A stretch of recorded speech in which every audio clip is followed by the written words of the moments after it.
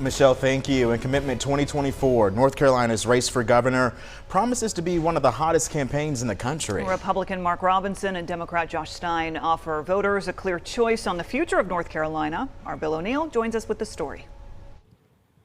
These two candidates have 8 months to convince North Carolina voters who is the best man to lead this state.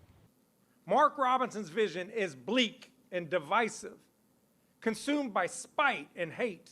We're not going to allow these folks to drag this campaign into the mud. Those who want to go into the mud, feel free. Both parties have already begun the fight online. The Democratic Governors Association launched a video using Robinson's own words against him. I'd love to pass a law that restricts abortion. We could pass a bill saying you can't have an abortion in North Carolina for any reason. The Republican Governors Association launched the Real Josh Stein website, accusing the Democrat of supporting President Biden and failing as North Carolina's Attorney General, claiming the number of murders rose 25% under his watch. The website doesn't cite where the numbers come from. The SBI crime report notes the number of murders in North Carolina fell 13% in 2022. I said, I think you're better than Martin Luther King. I think you are Martin Luther King times 2. Donald Trump praised Robinson in his speech last Saturday in Greensboro, but fellow Republicans have not hesitated to criticize him. Bill Graham, who lost the GOP primary for governor, issued a statement saying, quote, Mark Robinson is an unelectable candidate in the general election in North Carolina, and he puts a conservative future at risk for everyone, from the courthouse to the White House. One issue clearly dividing Robinson and Stein is abortion.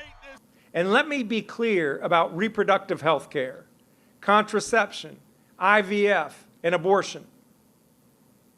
As governor, I will veto any further restrictions on women's reproductive freedoms. Robinson did not mention abortion during his acceptance speech last night. Now, people ask me, what's the difference between you and your Democratic challenger? The answer is simple. I'm part of a winning team.